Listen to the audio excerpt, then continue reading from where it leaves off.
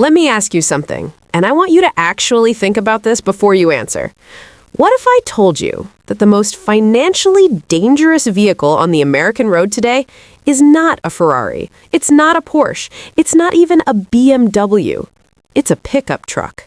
Specifically, it's that shiny, brand new Ford F-150 sitting in your neighbor's driveway, the one with the Built Ford Tough sticker on the back, the one he's making $1,100 a month in payments on, the one that, statistically speaking, he will never, ever actually own. And here's what nobody at that dealership is going to tell you. 22 miles away, sitting in a retired school teacher's driveway with 87,000 original miles on the odometer, there is a truck that is mechanically superior to that F-150 in virtually every category that actually matters to a working man. And it costs less than a month's payment on the Ford. Stay with me, because in the next 20 minutes, I'm going to show you the mechanic's secret, the exact engine platform that police departments, commercial fleets, and government agencies specifically selected to hit 400,000 miles with routine maintenance. I'm going to show you why the most high-tech truck on the market today is really just a high-tech paperweight. And I'm going to give you a word-for-word buying guide so you can find one of these trucks this weekend for under $5,000. This is financial forensics, and class is in session. Let's talk about what's actually happening when you walk onto a new truck lot in 2026. The average transaction price for a new full-size pickup truck in the United States has now crossed $60,000. Read that again. $60,000 for a truck. The average financed payment, when you factor in the rates most working Americans are actually qualifying for right now, is landing between $800 and $1,200 a month. That is a mortgage payment in 1987. That is a second mortgage payment in most of the Midwest right now. And what are you buying for that money? Here's the corporate pitch. You are buying technology. You are buying capability. You are buying safety. You are buying a truck that is smarter than you are. And here's the financial forensics reality check. You are buying a depreciating asset that loses $8,000 to $12,000 in value the moment you leave the lot. You are buying a warranty, not a truck. You are signing up for 72 to 84 months of debt servitude to a corporation that has one goal and one goal only, to get you back in that finance office in 4 years before the warranty expires and the repair bills start. This is not a truck purchase. This is a lifestyle subscription. And brother, they are charging you subscription prices for hardware that is, and I'll prove this with engineering data, inferior to what you could buy for $5,000 cash. Let's talk about the F-150 specifically, because Ford has been the best-selling vehicle in America for 47 consecutive years, and that marketing machine is powerful. The current generation F-150 uses a twin-turbocharged V6 as its primary powertrain. Ford's marketing department calls this innovation. Ford's service department calls this job security. Here's the engineering problem. You have taken a relatively small displacement V6, bolted 2 turbochargers to it, and asked it to produce the torque figures of a much larger engine. That works for a while, under warranty. But turbochargers operate at extreme heat. They spin at up to 300,000 RPM. The bearing seals, the intercooler systems, the blow-off valves, these are not items that age gracefully. And when they fail, not if, when, you are not looking at a $200 repair. You are looking at a $3,000 to $6,000 turbocharger replacement on an engine that was already stressed to its limit from the factory. And then there's the 10-speed automatic. Ford rushed that unit to market, and the lawsuits and TSBs, technical service bulletins, followed almost immediately. Shuddering, harsh engagement, hunting between gears. These are not opinions. These are documented, widespread complaints that Ford has acknowledged with multiple software patches and, in many cases, warranty replacements. So let me put this in plain language. You are paying $55,000 for a truck with a turbocharged engine that is operating at the edge of its thermal envelope, mated to a transmission that Ford is still figuring out via over-the-air software updates. You are a beta tester, and you are paying for the privilege. Now, let me tell you about the alternative. From 1999 through 2006, Chevrolet built its half-ton Silverado on what engineers call the GMT800 Platform, and under that hood, in the most significant trucks, they dropped one of two engines, the 4.8-liter Vortec V8 or the 5.3-liter Vortec V8.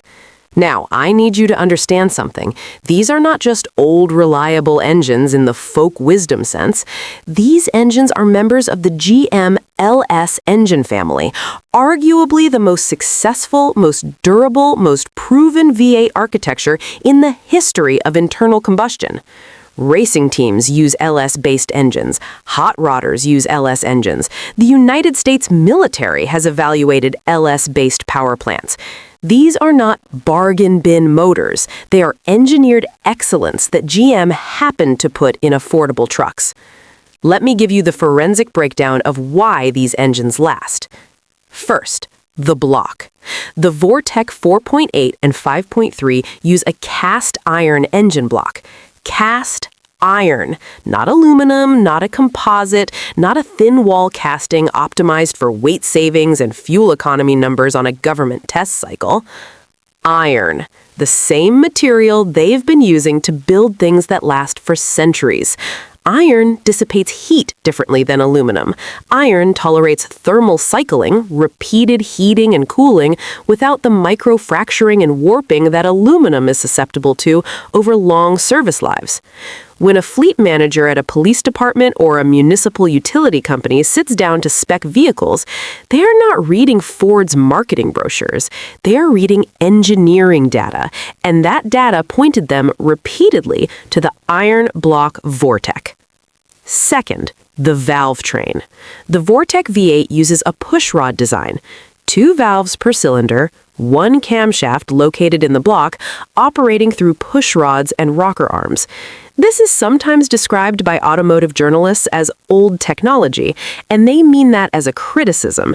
I want you to understand why it is actually the feature, not the bug.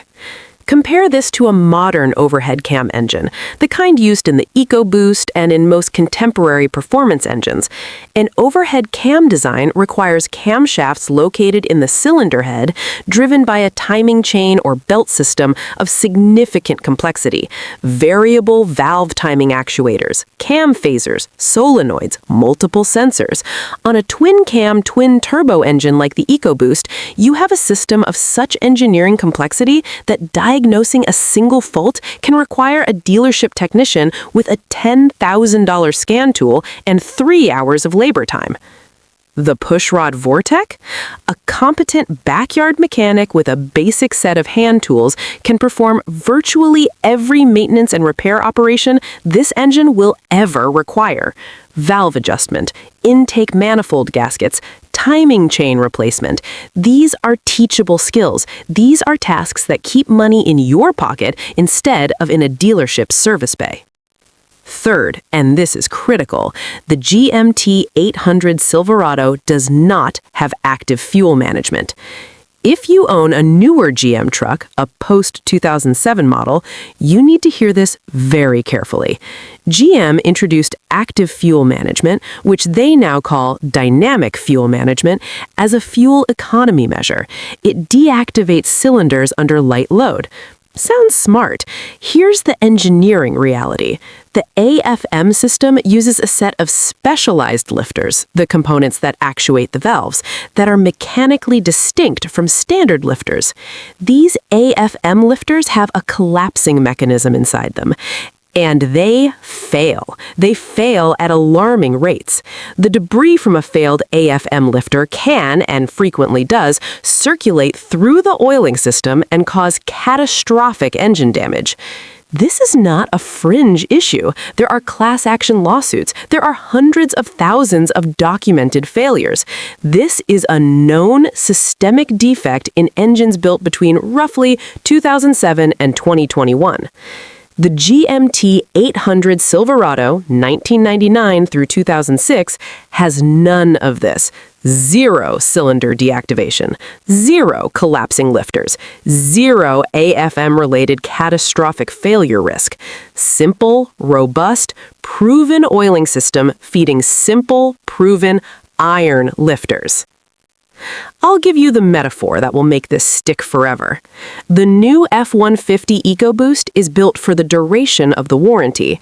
The GMT800 Vortec is built for the duration of your life. Now, I want to shift gears because this is 2026, and the conversation around vehicles is no longer just about mechanical reliability. It is about something more fundamental. It is about ownership. Starting with the 2026 model year, federal mandates are rolling out requirements for kill switch technology in new vehicles. The stated rationale is drunk driving prevention. The actual mechanism is an always-on monitoring system with the capability, legal and technical, to remotely disable your vehicle. Additionally, modern connected vehicles are data collection platforms. Your new truck knows where you've been. It knows how fast you drove. It transmits that data to the manufacturer, and in many cases, that data is sold to insurance companies, shared with government agencies upon request, and stored on corporate servers indefinitely.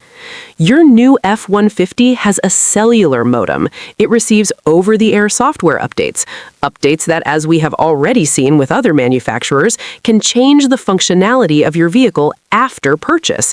Features you paid for, removed. Behaviors you didn't authorize, added. You bought a truck. You are operating a subscription device. The 1999 to 2006 GMT800 Silverado is what I call a digital ghost. No cellular modem, no GPS transponder reporting your location, no manufacturer app connected to your vehicle, no microphone array, no over-the-air update capability that can brick your transmission or change your throttle calibration overnight. When you put that key in the ignition and turn it, you have a conversation with a machine that answers only to you, not to a corporation, not to a government database, not to an insurance algorithm. You don't just drive this truck, you own it completely, unconditionally, in a way that the law and the technology of 2026 simply do not permit with a new vehicle purchase.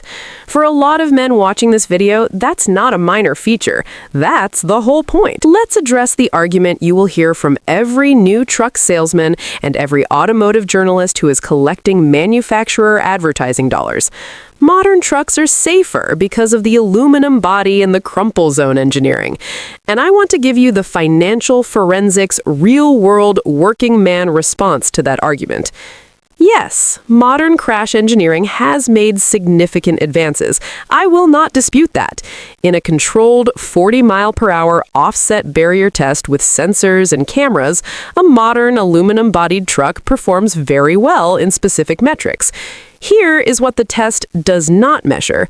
What happens when your $55,000 aluminum-bodied truck gets rear-ended in a parking lot by a grocery cart? What happens to a deer hits your front quarter panel at 40 miles an hour on a rural 2-lane road? What happens to your repair bill when aluminum body panels that cannot be pulled and straightened the way steel can, need to be replaced? Aluminum body repairs require specialized equipment, specialized training, and specialized facilities. A minor collision that would cost $800 to repair on a steel-bodied GMT800 Silverado can cost $4,000 to $6,000 on an aluminum F-150. Insurance companies know this. They are pricing it into your premiums right now. And then there's something I call the Volt Thunk test. I want you to go find a clean GMT800 Silverado and open the door. Just open it and close it. Listen to that sound, that low, solid, heavy thunk. That is not an accident. That is the sound of a full steel door on a full steel body mounted on a fully boxed steel ladder frame with frame rails that are measured in fractions of an inch of solid steel. Now go open the door on a current generation truck. Any brand. Listen to the difference. That lighter, almost tinny sound, that's the acoustic signature of weight reduction, of thinning, of the engineering trade-offs that were made to hit a fuel economy target on a government test. The GMT800 Silverado was built in an era when truck manufacturers competed on durability, not on infotainment screen size, not on 0 to 60 times, not on towing capacity numbers that require a $5,000 max tow package to even approach. They competed on, will this truck still be running in 30 years? The answer, demonstrably, is yes. All right, you're convinced, or at least curious enough to look. So let me give you the exact step-by-step process I use to find what I call the grandpa gem, the GMT800 Silverado that has lived a pampered life and has decades left in it. Step 1. The search terms. When you go to Facebook Marketplace, Craigslist, or your local Auto Trader listings, you are not searching for Silverado 1500. Everybody searches that. You are going to use qualifier keywords that filter the listings down to the low-mileage, single-owner trucks that the general public walks right past. Search one-owner Silverado. Search estate sale truck. Search retired, no longer need. Search grandpa's truck. These phrases appear in listings placed by people who are not car dealers. They are placed by families settling an estate, by retired men who are moving to assisted living, by widows who don't know what the truck is worth and simply want it gone to a good home. These are your targets. Step 2. The year filter. You want 1999 through 2006. The 2007 and newer trucks introduced the AFM system we discussed. Stay in the GMT 800 window. Within that range, the 2003 and later trucks got a revised interior and some minor refinements. If you find a clean 2003 to 2006 with under 120,000 miles, you have found something genuinely special. Step 3. The engine filter. You want the 5.3-liter Vortec. The 4.8 is an excellent engine, tough as a bank vault, but the 5.3 is the legendary unit. It is the engine that fleet operators specified. It produces more torque, it breathes better, and the used parts ecosystem for the 5.3 is so vast and so affordable that you can source nearly any component for next to nothing. Avoid the 6.0-liter in the half-tons. That was primarily a heavy-duty application and is rarer in the 1500. Avoid the V6. You want the 5.3. Step 4. The in-person inspection checklist. When you arrive to look at the truck, here is your physical forensics protocol. In order. Rocker panels first. Get on your hands and knees and look at the rocker panels, the steel sections running along the bottom of the truck between the wheel wells. This is where the GMT 800 lives or dies. Surface rust is acceptable and nearly inevitable. Through rust, holes, or areas where you can flex the metal and it moves, means you walk away. Non-negotiable. Check the cab corners. The rear corners of the cab, just above the bed, are a known rust initiation point on these trucks. Same rule applies. Surface patina? Fine. Structural compromise? Walk. Pull the transmission dipstick. The 4L60E automatic transmission in these trucks is a proven unit, but it has a specific weakness: neglected fluid. Pull that dipstick. The fluid should be a clear, bright pink or light red color. If it is brown, dark, or if it smells burnt, that transmission has been neglected and may be living on borrowed time. Factor a $1,500 to $2,500 rebuild into your offer price, or walk. Cold start. Ask the seller not to start the truck before you arrive. You want to be there for a cold start. Turn the key. Listen for the first 3 seconds of idle. Any significant ticking that does not clear within 30 seconds of warming up may indicate lifter wear. Some light cold start tick is normal and clears immediately. Persistent tick is a flag. Check the frame under the bed. Slide under the rear of the truck and look at the frame rails under the bed. This is a second rust-vulnerable area. Again, light surface oxidation is normal. Compromised structural metal is a deal breaker. Step 5. The price negotiation framework. In most markets right now, a clean, running GMT800 Silverado 1500 with under 150,000 miles is trading between $4,000 and $8,500, depending on condition and region. You are not trying to steal it. You are trying to pay fair value for something with genuine remaining utility. If the truck passes your physical inspection, offer 10% below asking. If there are minor issues, cosmetic rust, worn tires, aging belts, use those as line item negotiations. I can see the tires need replacing. That's $600 I need to spend the day I get home. I'll do $4,200 instead of $4,700. That is a reasonable, honest negotiation. Most private sellers will meet you there. Here is the bottom line, and I want you to hear this clearly because I mean every word of it. The American automotive industry, in partnership with the finance industry, has constructed the most sophisticated wealth extraction machine in the history of consumer goods. It is called the new vehicle purchase cycle, and it has been engineered deliberately, systematically, to ensure that you are perpetually in debt, perpetually making payments, perpetually one breakdown away from needing to upgrade into a new loan. The GMT800 Silverado is not just a truck. It is an exit ramp. It is a declaration that you understand the game, you reject the terms, and you have chosen to operate outside the system on your own terms. No payment, no depreciation cliff, no software update from a corporation that can modify your property without your consent, no cellular modem reporting your location, no AFM lifter waiting to destroy your engine at 90,000 miles, no aluminum body panel that costs $4,000 to replace after a minor fender bender, just iron and steel, and a proven V8 that has, demonstrably, run for 400,000 miles under police fleet conditions that are harder on a vehicle than almost anything a private owner will ever subject it to.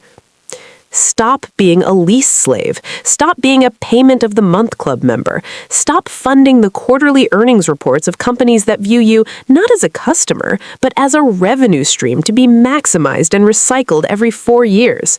Start being a mechanical asset owner, because a $5,000 truck that you own free and clear, that you can maintain yourself, that nobody can remotely disable or software update out of your control, that truck is worth more to your financial life than a $55,000 truck that owns you. Find your grandpa gem. Drive it for 10 years. Put the $900 a month you're not spending on a payment into an index fund. And 30 years from now, you will understand at a molecular level the difference between a consumer and an owner. Now I want to hear from you. Drop it in the comments right now. How many miles are on your current truck, whether it's a brand new F-150 on payment number 6 or a 2001 Silverado with 230,000 miles that you refuse to let die? I want to know, because this community is built on real numbers and real stories, not manufacturer press releases. Hit that like button if this video saved you from a bad decision. Subscribe if you want the next financial forensics deep dive. We're going into the 2000s Toyota Tundra next week, and that is a conversation you cannot afford to miss. I'll see you in the comments.